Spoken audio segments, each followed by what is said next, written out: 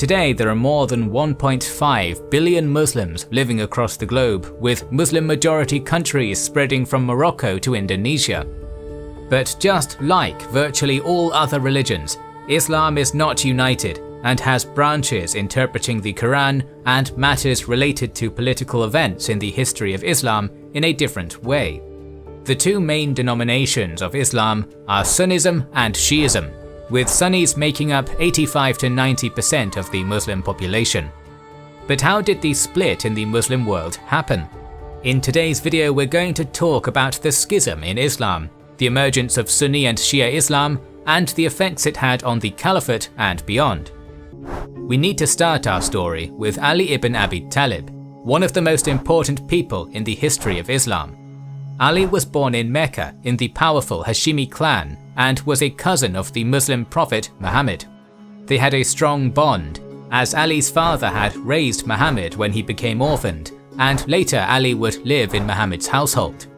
When in 610 AD Muhammad proclaimed his prophethood, Ali was one of the first people to accept Islam and recognize Muhammad as the prophet. But Muhammad's proselytizing was not initially popular among the polytheistic Meccans, and he and the early Muslims had been oppressed. The rumors of a plot against Muhammad were spreading, forcing him to leave Mecca for Medina with the majority of his followers in 622, which was called Hijra, the migration, an event so momentous that the new Islamic calendar starts with that day. Initially, Ali stayed behind to return people the possessions they had entrusted upon the Prophet for safekeeping. But very soon he joined other Muslims in Medina, and in 623 married Muhammad's daughter Fatima Zahra, becoming one of the most trusted companions of Muhammad. Known in the Muslim community for wisdom and fairness, he earned the nickname Asad Allah, the Lion of God, for his military exploits and courage on the battlefield.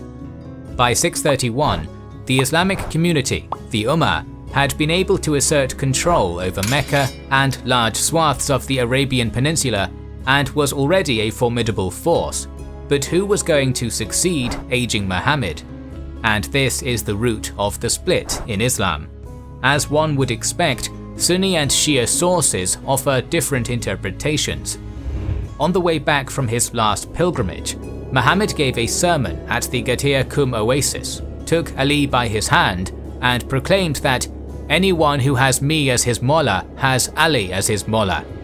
Shia theology believes that in Ghadir Qum, the Prophet designated Ali as his successor by calling him Mawla, a polysemous Arabic word with several meanings, one of which is leader or master.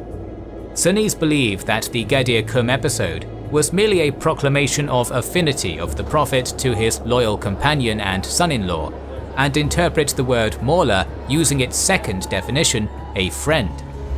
Another important episode in the succession dispute between the Sunni and Shia theologies is connected to the so-called pen and paper episode. This is considered a genuine hadith, as both Sunni and Shia theologians accept it, but interpret it differently. In Islam, a hadith is a story on the life of Muhammad with religious and legal messages for the Muslim community, and according to this one, a few days before his death, Muhammad asked his companions to bring him pen and paper so that he could write a statement in order to prevent the Ummah from going astray after his death. But one of Muhammad's closest companions, Umar, said, "The Prophet is seriously ill, and we have got Allah's book with us, and that is sufficient for us." This led to a loud dispute in the room in the presence of Muhammad, who got unhappy and called everyone to leave. It is still unclear what the Prophet wanted to write. Shias claim that he intended to designate Ali as his successor, but there's no way to determine this. According to Sunnis, the Prophet did not explicitly designate a successor and left it for the Islamic community to decide. There are other events which Sunnis and Shia base their claims on regarding the succession, but in short, following Muhammad's death in 632, the Ummah did not have a consensus on a new leader. While Ali took charge of the arrangements of the funeral, a meeting to decide the successor took place in Medina. Ali and two other prominent companions of the Prophet, Abu Bakr and Umar, were not present, and deliberations took place without them. In fact, the majority of those present were the Muslims residing in Medina, who welcomed Muhammad or were converted later, while very few of those who went on a hijrah from Mecca to Medina with Muhammad were there. Abu Bakr and Umar rushed to the meeting and took charge of the process in Ali's absence. The former was one of the first converts to Islam, Muhammad's father-in-law through his daughter Aisha. Deeply respected by modern Sunnis, he was very rich and contributed a lot to the cause of Islam and was arguably one of the main contenders for leadership. Umar was also a close companion of Muhammad, also his father-in-law through his daughter Hafsa, known for his zealous protection of the Prophet. He is known as a just, intelligent and wise person in the Sunni tradition. After a heated debate, Umar was able to persuade those present to choose Abu Bakr as the successor, the Caliph, a ruler of the Muslim Ummah. Ali was later presented with the fact of succession and, along with a number of other companions, initially refused to accept the decision as it was taken without him, while he was one of the strongest candidates. Umar embarked on the process of persuading or forcing the companions to offer fealty to Abu Bakr. He personally came to Ali's house to persuade him. The events which followed have been the subject of much dispute, as the Sunnis believe that Umar was able to peacefully persuade Ali to recognize Abu Bakr's caliphate. According to Shia sources, Umar forced Ali to concede by breaking into the house and slamming the door, which broke Ali's wife Fatima Zahra's ribs, eventually leading to the miscarriage of their child. Ali himself was tied with a rope to force his allegiance. It is impossible to verify what really happened, but eventually Ali accepted Abu Bakr and his successor Umar as caliphs and retired from public life. He was often consulted in matters of state. Ali accepted the selection of Umar as caliph and even gave one of his daughters, Kulthum, to him in marriage. After the death of Umar in 644, Ali was considered for the position, but eventually another companion of Muhammad, Uthman of the Banu Umayyah clan, became the new caliph. Again, Ali recognized the new caliph, but very soon discontent in the caliphate grew. Again, the sources do not agree on the reasons, but many claimed that Uthman's nepotism and leniency towards tribal rivalries were the cause of the opposition against him. Rebels offered to support Ali as an alternative to Uthman, but Ali refused and even sent his sons, Hassan and Hussein, to protect Uthman's house, where eventually, despite all the protection, Uthman was assassinated by rebels from Egypt in 656. Finally, Ali's turn to become a caliph came, and he became the fourth and last of the Rashidun caliphs. But his election was not smooth, and he became a caliph amidst very tumultuous times. The Prophet's wife Aisha and Uthman's relatives from the Banu Umayyah clan, including the governor of Syria Muawiyah, demanded that Ali punish the plotters of Uthman's death, but since some of them were Ali's supporters, the new caliph rejected this, and soon the first Muslim civil war, called Fitna, started. In December 656, Ali's army defeated the rebels at the Battle of Camel near Basra, but Muawiyah still refused to accept Ali as a new caliph, and the anti-Ali opposition gathered around him. Ali was willing to not repeat Uthman's mistakes, and carried out measures to centralize the caliphate and decrease the power of governors. The two men assembled their armies and confronted each other at Siffin on the Euphrates in 657. Neither side was keen to commit to a major battle, but after 3 months of occasional skirmishes, when serious fighting finally broke out, Muawiyah's followers called for an arbitration, apparently riding out with copies of the Quran on their lances to bring the conflict to a stop. Ali was forced to agree, but some of his followers objected and abandoned him.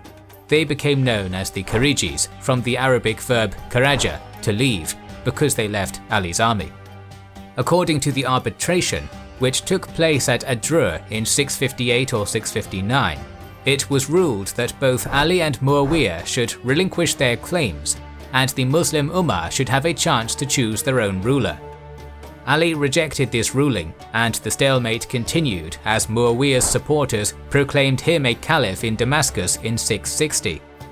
The following year, Ali was assassinated by the Kharijis while praying in the mosque at Kufa. Ali's son Hassan was proclaimed a new caliph in Kufa, which became the capital during Ali's short reign. But Muawiyah had a far stronger army. Thus Hassan stepped down as a caliph in order to avoid further bloodshed, and a treaty between the sides was signed. According to the treaty, Hassan accepted Muawiyah as a caliph under the condition that he would act in accordance with Islam.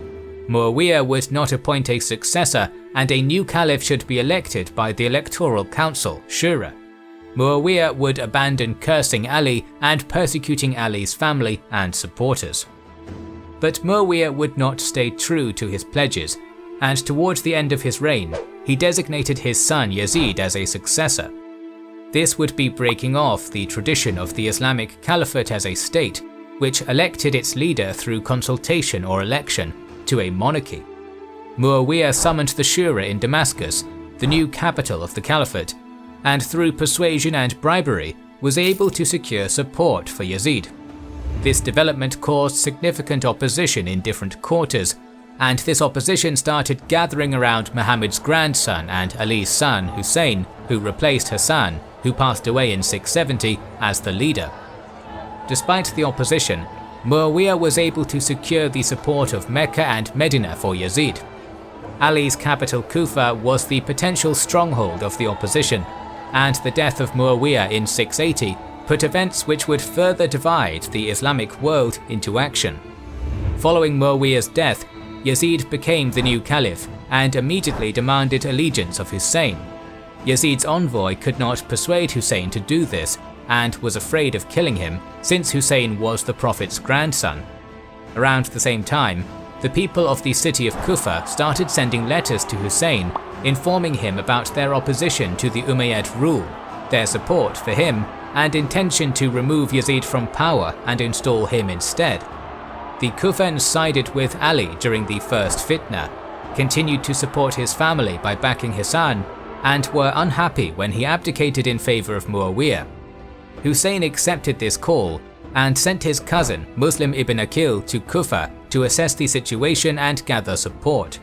Initially, Muslim ibn Aqil was very successful, and he informed Hussein of his progress. Yazid was forced to change the governor of Kufa to defeat the opposition in the city, and the new governor succeeded in doing just that.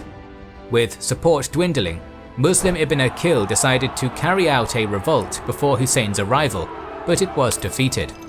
Hussein did not know about this, and in September of 680 started his journey towards Kufa with around 50 men and his family members. On the way, Hussein received information about the death of Muslim ibn Aqil and the defeat of the revolt in Kufa.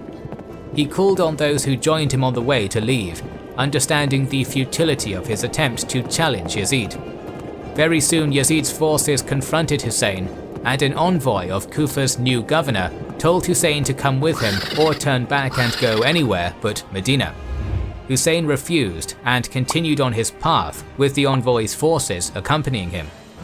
On the 2nd of October, Hussein reached Karbala and set camp there. On the following day, Yazid sent an additional 4,000 men to confront Hussein.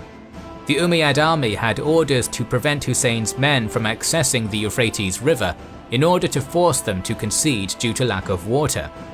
But 3 days later, Hussein's group was able to access water, creating a stalemate. For over a week, Yazid's officials had tried to persuade Hussein to accept his fate and pledge allegiance to Yazid, since they understood the consequences of attacking the Prophet's grandson. Ultimately, Hussein refused the offers of Yazid, and on the 10th of October, the Umayyad army approached Hussein's camp and both sides took their battle positions. Hussein's companions fought valiantly, but the forces were extremely uneven. He and his men were massacred. This included 7 sons of Ali, including Hussein himself, 2 of Hussein's sons, 3 sons of his brother Hassan, and the other grandchildren of Ali. Many from the Prophet's family were killed. This was a final straw, completing the schism in the Islamic world and dividing it into Sunni and Shia. The process, which started with the dispute over succession to Muhammad and continued with the killing of Ali and Hussein, caused the split of Islam, with Shi'at Ali, Ali's party, first becoming a political movement within Islam and later transforming into a branch of Islam, offering alternative interpretation of the Quran and Hadiths, its own view on Islamic jurisprudence, on state and some religious practices, venerating the people of the house, al-Bayt, Muhammad's direct descendants, as his righteous successors. The Sunni, also known as the people of the Sunnah and the community, al-Sunnah wa al-Jama, remained the majority in Islam, and although naturally there has been some transformation in Sunni Islam in comparison with early Islam, coming with new times and different interpretations of holy texts by Sunni scholars, the main distinctions between the two largest branches of Islam go back to the events we have described above. And while Sunni theology respects the al-Bayt as well, it rejects the premise that the Islamic Ummah should be ruled by the al-Bayt. The killing of Ali, the massacre of Hussein, his family members and companions, strengthened the sense of injustice against the Prophet's family among the Shia Muslims and turned martyrdom into one of its main pillars.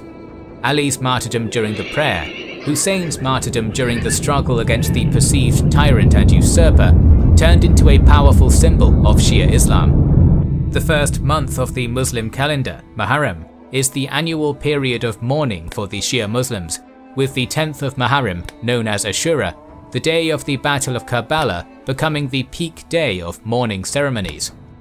Millions of devoted Shias make the Arba'in pilgrimage on foot to the holy shrine of Imam Hussein in Karbala every year. The Shia defeat in the Battle of Karbala did not stop the supporters of the al-Bayt from opposing the existing state of affairs in the Islamic world. Dissenters to the existing state of affairs in Islam would take up the flag of the party of Ali and challenge the rule of the Caliphate. Numerous powerful states and dynasties, such as the Fatimids, Buyyids, Nizaris, Safavids, and others, emerged throughout the Islamic world, armed with the powerful idea of Shia Islam. In our episode on the Hashashins, link to which is in the description and pinned comment, you can learn about some of the events that followed the Muslim schism. And we're planning more episodes on the topic, so make sure you are subscribed and have pressed the bell button to see the next video in the series. Please consider liking, commenting and sharing, it helps immensely. Our videos would be impossible without our kind patrons and YouTube channel members, whose ranks you can join via the links in the description, to know our schedule, get early access to our videos, access our Discord and much more. This is the Kings and Generals channel, and we will catch you on the next one.